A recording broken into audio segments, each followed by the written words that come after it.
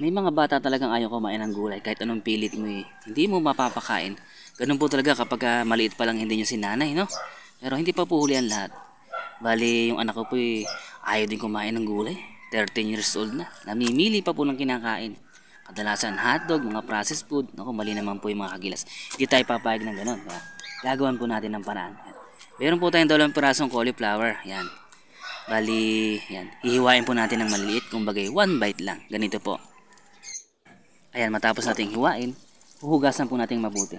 Hugasan nyo pong mabuti, no? Kasi minsan may mga uod na maliliit yan. Ayan. Palubugin nyo sa tubig para malinis mabuti. At habang basa pa yung cauliflower natin, ayan, timplahan na po natin ng asin, paminta, ayan, ginisa mix, crispy fry, yung original yung ginamit natin. Maghugas tayo ng kamay kasi yan, kakamayin na po natin yan. Naghugas naman tayo ng kamay. Ako mga kagilas yan. Napaka-easy lang ho nitong recipe na to. Yan, gagawa na po tayo ng butter na gagamitin natin. Isang itlog, asin, paminta, ginisa mix. Bali ganun din po yung timpla. Yan.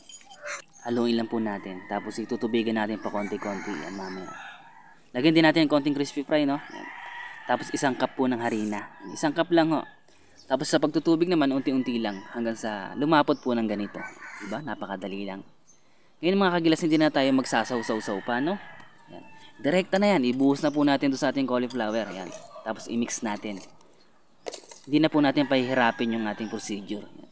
Para mamaya diretso prito na. Yan. Sa pagpiprito naman ito mga kagilas, kailangan medyo lubog siya, no? Kaya para hindi kayo ma-access sa mantika, gumamit kayo ng maliit na yan kagaya nito na lutuan para malukong siya. Kahit konting mantika lubog po yung ating ipiprito. Yan. Yung apoy naman po katamtaman lang yan. Prito lang po natin ng ganito. Napaganda po ng kulay, medyo golden brown yan. Yung cauliflower naman po mabilis lang pong maluto. Ngayon naman po gagawa na tayo ng sauce. Yan. Meron tayong kaprasong butter dito. Kahit anong butter po. Tapos nag-chop na rin tayo ng bawang. Yan. Yun, kapag po namula na yung ating bawang maglalagay na po tayo ng sweet chili sauce. Yan, kahit anong brand po ng sweet chili sauce.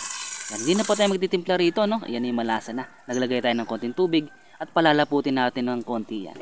Kapag medyo lumapot na po ilagay na po natin yung ating cauliflower. Yan, napakaganda. Mix lang po natin yan, mekos-mekos na yan. At maya-maya okay na to. Ako mga kagilas, napakasarap po nito. Kapag po ito natikman nyo yan.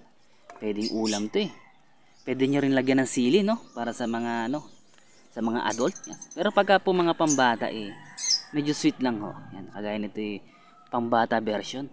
Titikman na po ni Kagilas yan. Yung ating Kagilas Junior na maarte. Ayaw magkakain ng gulay. Kita nyo naman no, diba?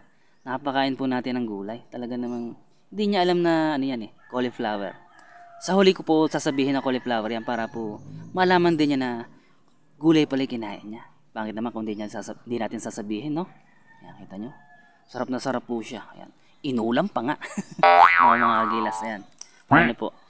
Kung umabot po kayo sa parting to, marami pong salamat. Sana naman i-share nyo po yung ating video, no? Para naman po mapanood din po ng iba. Sige, save mo na. Sa'yo na po yung recipe na yan. Paano mga Kagilas? Hanggang sa muli. Thanks for watching.